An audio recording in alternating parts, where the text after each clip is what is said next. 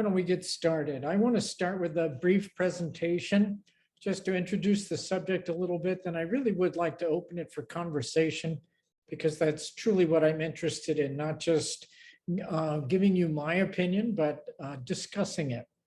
So as everyone in the world probably knows, in late February, Russia's President Vladimir Putin ordered troops to invade the Ukraine. And that military action is still ongoing.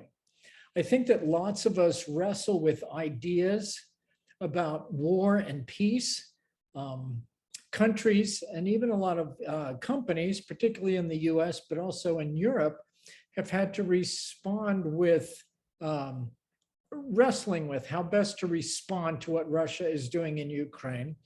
But the foundational question that I want to talk about today is this war justified? And even more generally, is there even such a thing as a justifiable war? What we might call a just war.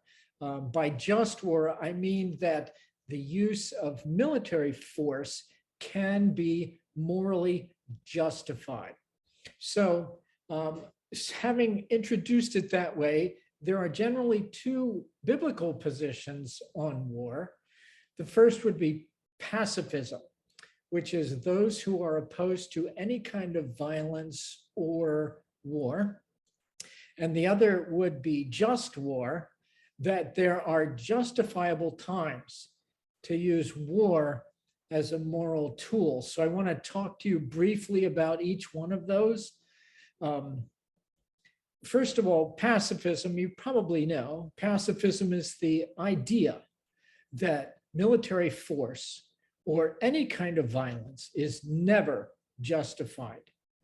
We know that the Bible teaches that heaven will be a place of peace, that Jesus praises peacemakers, and that is an honorable goal to live peaceful lives. 1 Timothy 2:2 encourage us to live peaceful and quiet lives in all godliness and holiness.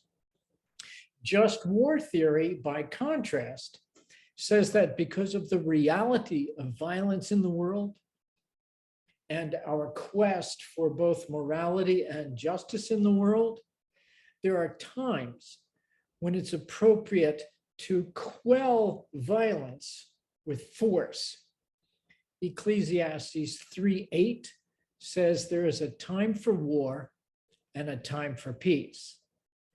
Proverbs 24:6 says, by wise guidance, you can wage war. The idea behind just war theory is that at times we have both a moral right and a moral responsibility to subdue wickedness, and sometimes force is the only means that will work. Human monsters do exist, and they need stopping. Force can be effective in both liberating the oppressed and in judging the oppressor. So just war theory gives us 6 criteria by which to evaluate situations. So I want to mention those to you so you know what they are.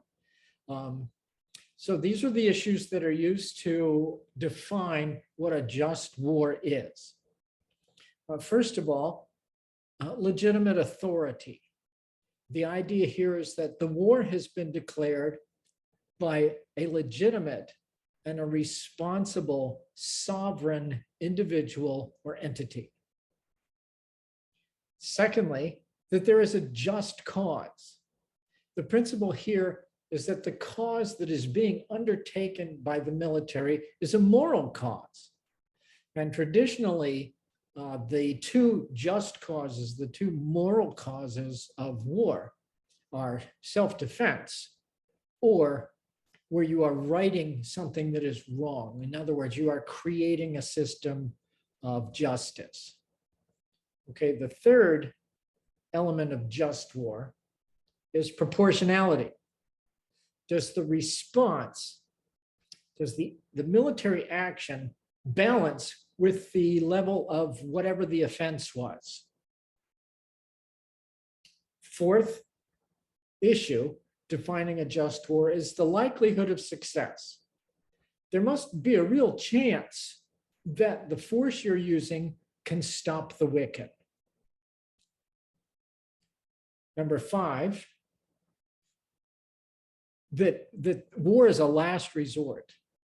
The idea here is that war is only justified if you've tried everything else first. And then number 6 is that your motives are good, that your intent is right and moral. The principle at hand in number 6 is that the action that is happening is actually what you're claiming to be happening. It's an integrity, what I would call an integrity of activity. So that's my brief introduction. So I really do honestly want to have a discussion. If the two of you would feel free to unmute your microphones or to use the chat window. You know, what we want to talk about today is, does it seem to you that Putin's actions in Ukraine are justifiable? And the second question is some kind of a military response to Putin's invasion justifiable? So let's talk about that if you'd like. The reason to come on is to have a conversation about it. So give me your opinions, your questions, and voice what you're thinking, please. Can we know something about you, Jim? What's your background? Oh, sure. I was on pastoral staff in a church for 35 years. Okay. Now I run a website where I have conversations with people about spiritual matters, whether they want to talk about world religions, philosophy, science, the Bible, Christianity, theism. And so I've been running that website for about 10 years, dialoguing with people about matters of spiritual interest. Okay, thank you. Sure.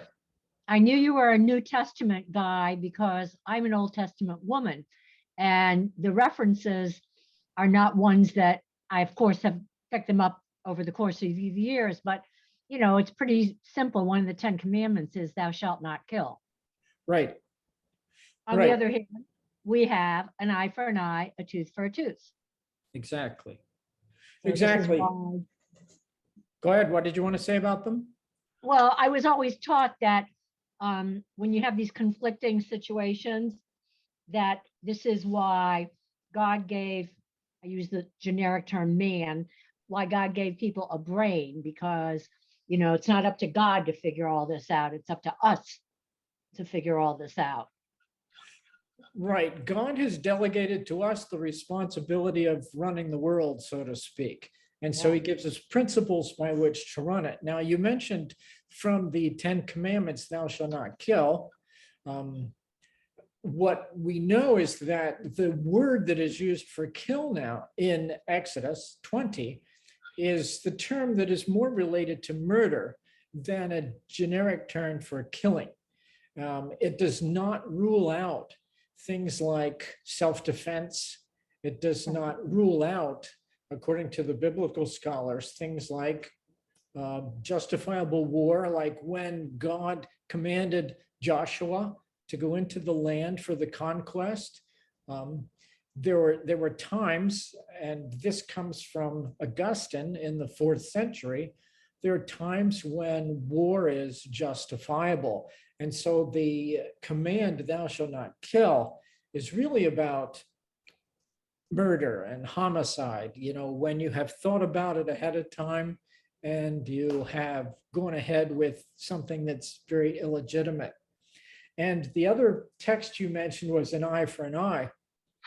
And the idea behind an eye for an eye is not that I get to inflict someone with the same pain and the same level that they have inflicted me.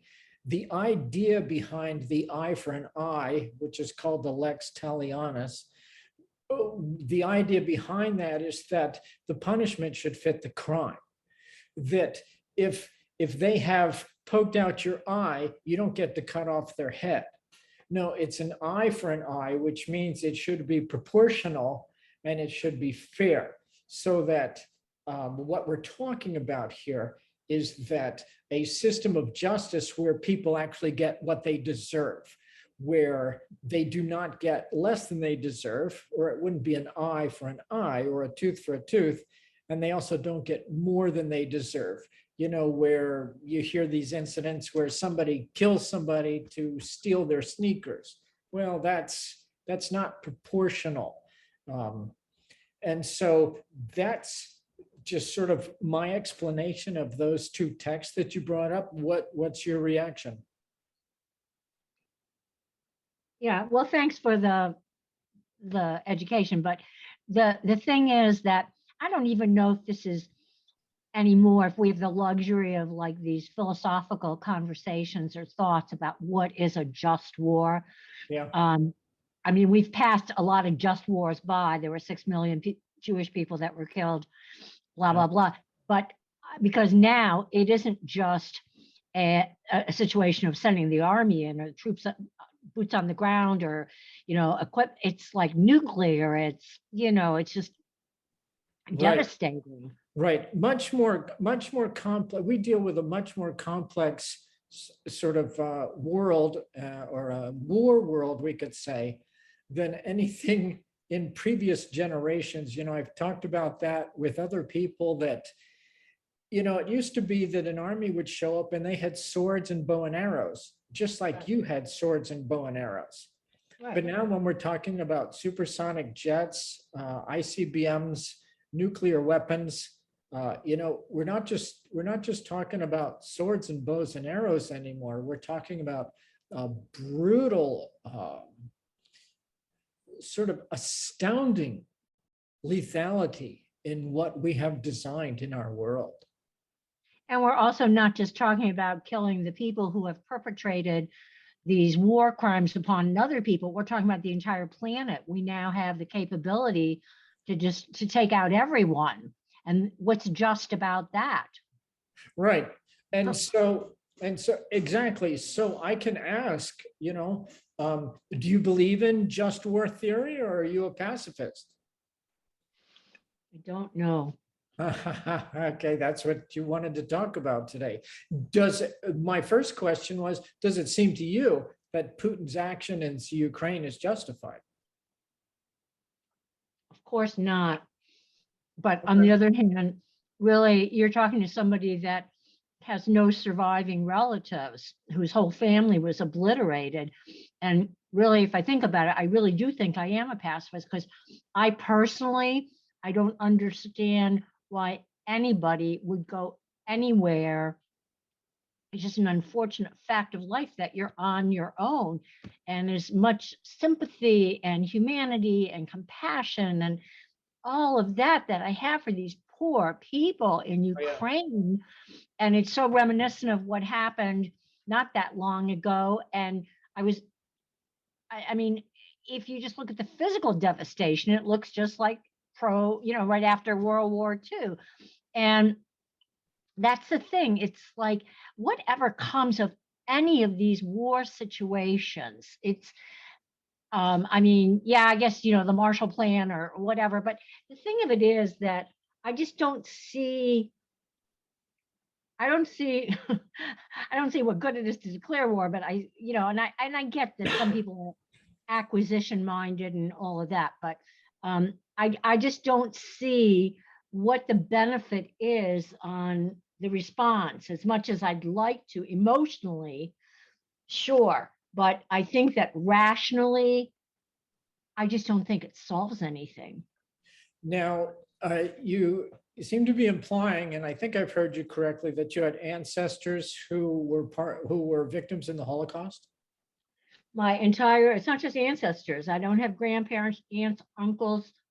My own mother, who lived through the Holocaust, but ended up dying 9 months after I was born because of a blood disease she contracted in a slave labor camp.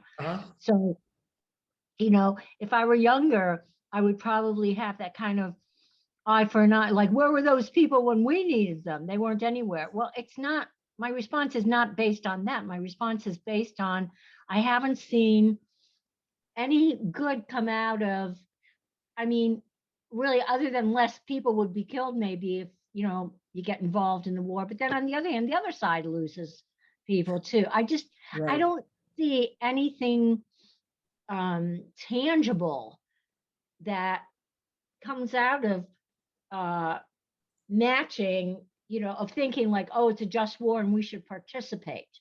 Right. Well, I'm so glad you've clicked in here and that you're dialoguing with me. I really appreciate it. I'm curious, since you had many family members that were wiped out in World War II. Do you think then that the military action of the Allied forces against Hitler was justifiable because there was a moral cause and Hitler was a war criminal? And so it was a justifiable military response to what Hitler was doing. I don't know, I think in my own case, I probably think too little, too late. My dad was in Poland, Yeah.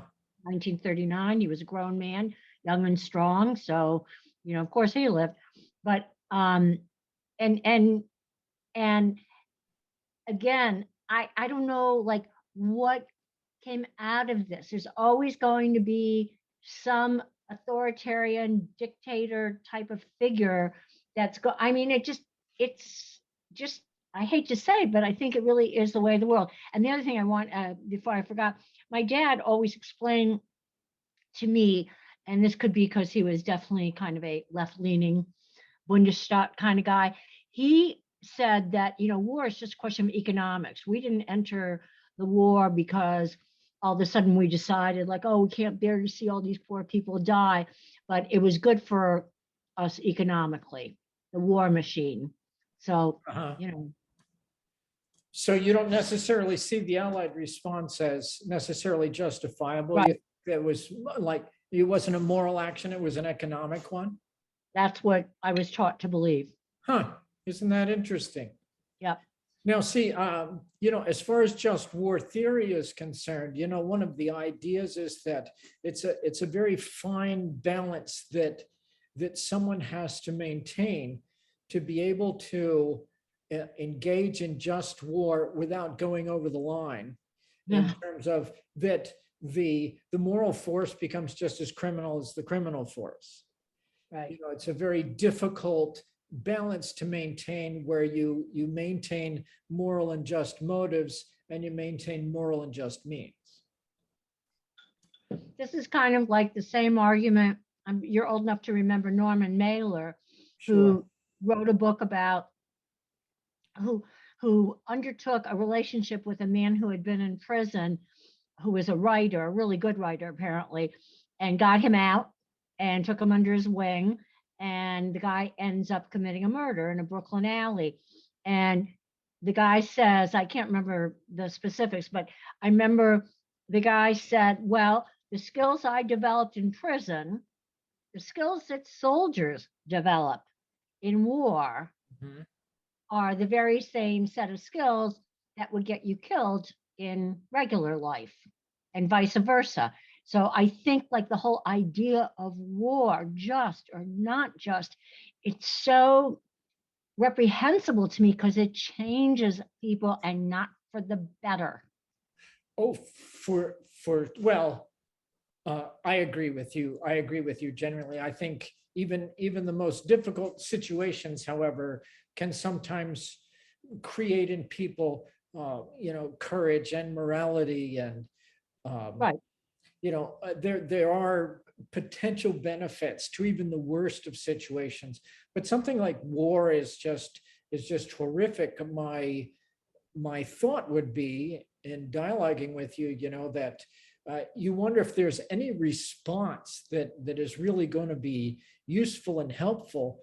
But my question would be, does that mean that we should make no response? If you perceive what Putin is doing as immoral and unjustified and just a brutal land grab, power grab, then should we not make some as much attempts as we are able to I'm respond comfortable to with stop it? I'm comfortable with where we're at now. I think that is the thing to do. I think it's you give these people who you feel are being treated unjustly, whether they're being raped, killed, all the above, because that happens Yeah. in all wars with all Yes. people. Okay. So give the oppressors, or I'm sorry, give the victims the tools they need. But Mhm. you know, I don't know, since I wasn't raised as a Christian, I don't know my thoughts about am I my brother's keeper? Yeah, Okay. So you right. probably have different ideas. And we should also probably hear from the other person who's here. Yes, I would love for H to chime in, but even in, is it Leviticus or Numbers that it's, love your neighbor as yourself, Mm-hmm. that is part of Torah. Yes, I Yeah. would love to hear from H. If H would like to chime in and enter the conversation, you don't have to, but we would love to hear your input. Maybe not. Are you there? Okay, there's no response. So so your opinion then, Rachel, is that the response that we're making now, which is economic sanctions, Mm-hmm. which is arming the Ukrainians rather than entering ourselves, we are giving them a means to resist. But that would imply that we consider resistance on their part to be a moral action, rather than the Ukrainians are at fault and they should surrender. You are implying that the Ukrainians should fight back because what Putin is doing should be fought against. Yeah, is immoral. Okay.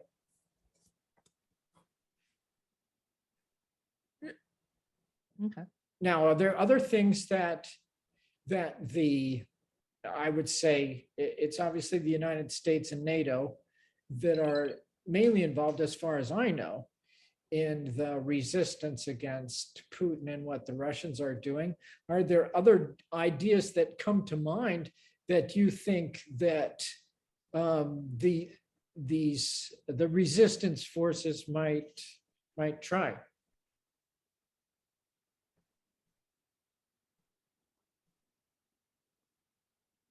Who do you mean by the resistance forces? I Us? mean, the US and NATO seem to be the ones that are mainly involved Mm-hmm. um, in arming Ukraine and in aiding Ukraine in whatever way we can without actually putting boots on the ground, as you mentioned, so that they can resist what Putin is doing, which to me implies that Putin should be resisted. I mean, we've taken the side of Ukraine rather than the side of Russia. As you know, Putin has justified his invasion. He's justified his invasion by accusing the Ukrainians of genocide. He's justified the invasion by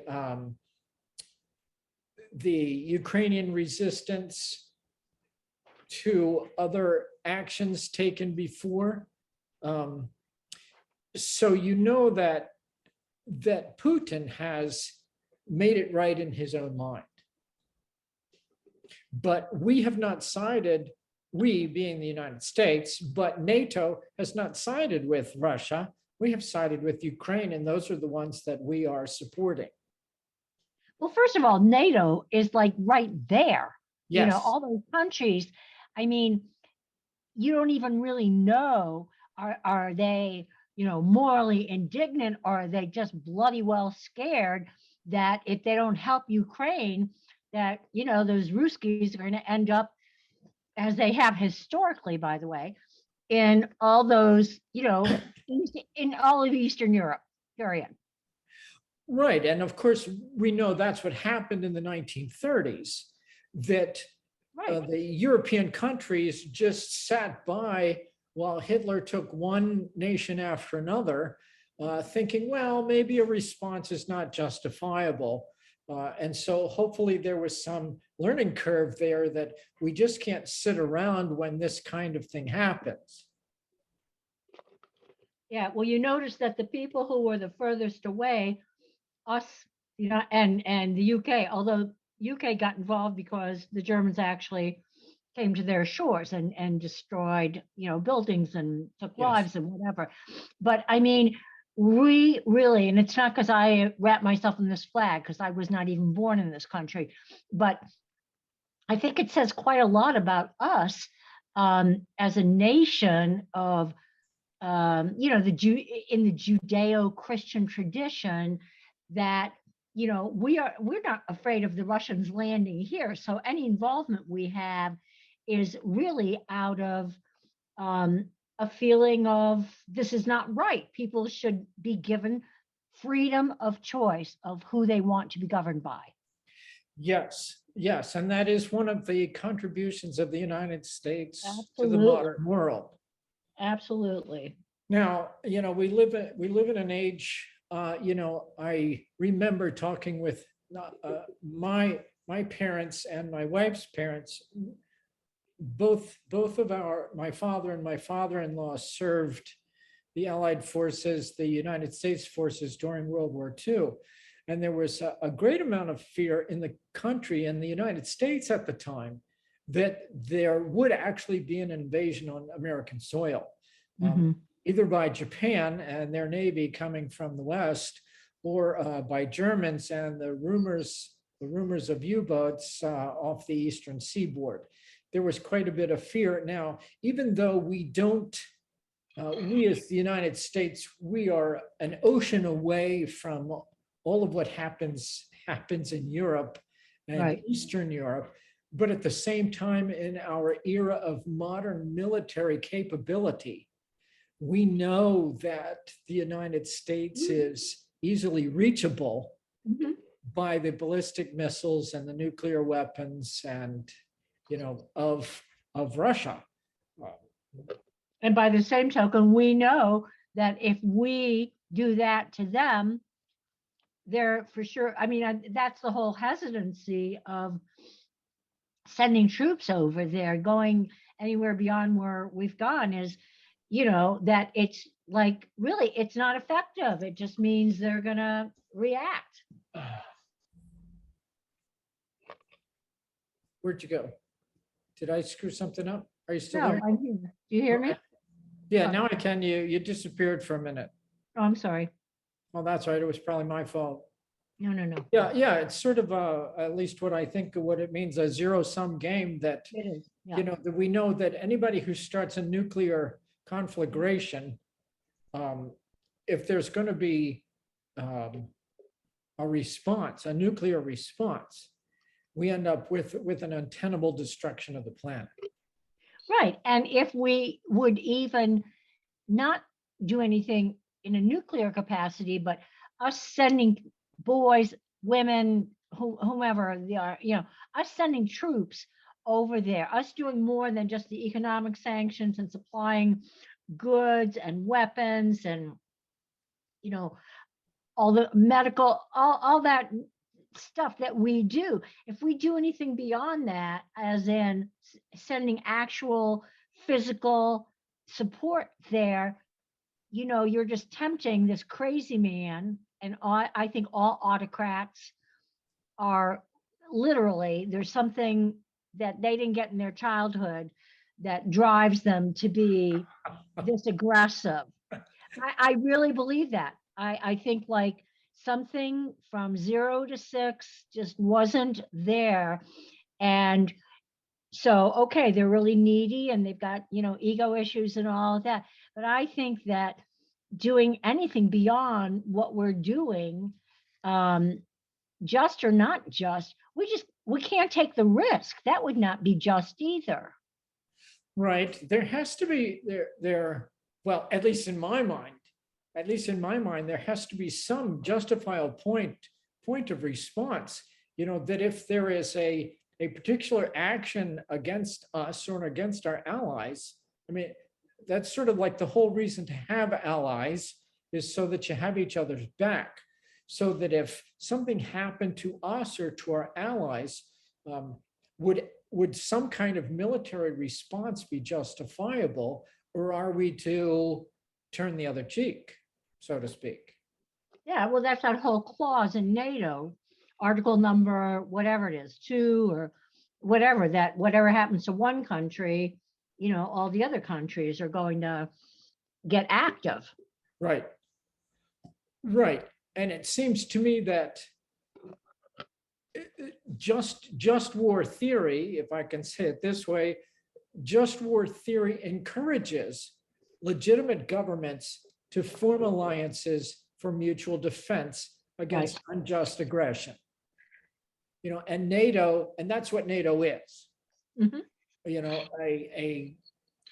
A legitimate alliance to defend ourselves. And as far as I know, since the origins of NATO post-World War II, NATO has never been involved in an aggressive military action.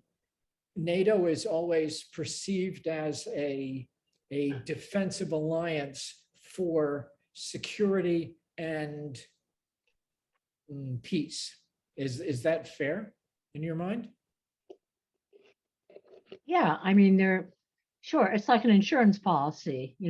If the big guy knows that one of the little guys is linked in with a bunch of other little people that are going to come to his or her defense, then you're less likely to be picked on, because Right. that the little guy's got a posse. The posse's called NATO. They have this, it's just like when you're a kid and you just cut your finger and the other person cuts their finger and you make this agreement. So Right. that's the article. But yeah, I can't see. I just am hard pressed, maybe because I don't know anybody who's military. I'm not into that whole thing. And so I'm hard pressed to think of, like, in what instance would it, never mind if it's just, it's like, what good would it do?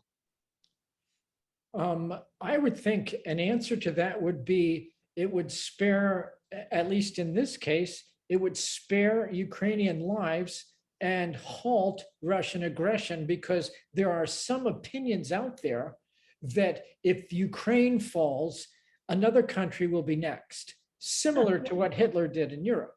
Right. And so the reason as to what good will it do is it will save lives in Ukraine and prevent further military abuse in the future. Well, save lives in Ukraine at the cost of lives from whoever goes in there. Right. You're just exchanging one life for another. So you save a Ukrainian baby, but you lose an 18-year-old boy whose whole life is ahead of him. Right. Now, I know that there was a huge debate after the atom bomb was dropped on Hiroshima and Nagasaki, because of the horrific loss of life, but that there were philosophical and military debates as to whether the taking of those lives saved countless more because it brought an end to the war.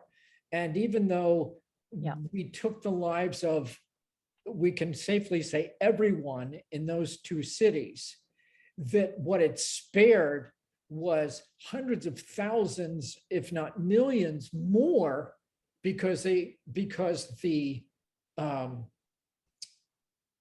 Japanese surrendered. And so that brought an end to the aggression. Right. That was then, this is now. They're not comparable situations. And yes, I've had acquaintances whose husbands, served in World War II and bombed, in Japan and all that. And I know that was at least the rhetoric that they were told, that it's the lesser of two evils. Right, and if the way to stop the oppressive immorality is a brutal use of force, I know that there was a massive debate as to whether the dropping of the bombs was justified. Now, H has just chimed in the chat window with a link, and I clicked on that. Link, but it's not coming up. I get the white screen of death here. So I'm trying, H, to tap into what you say. I see the title of it, From the Guardian, View on the Russian Orthodox Church Oh, yeah. by Putin's patriarch, but I can't get that article. I'm just getting the blank screen of death here. So sorry, I can't come in on that. I tried. Just want to let you know I tried. H, I wish you would speak up, because there's been a lot of stuff on the news lately about how, the Orthodox Church is supporting Putin.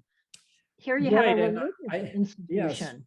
I think that's sort of H's comment as to sure. talk about that a little bit. I see we only have 2 minutes left on our Zoom time.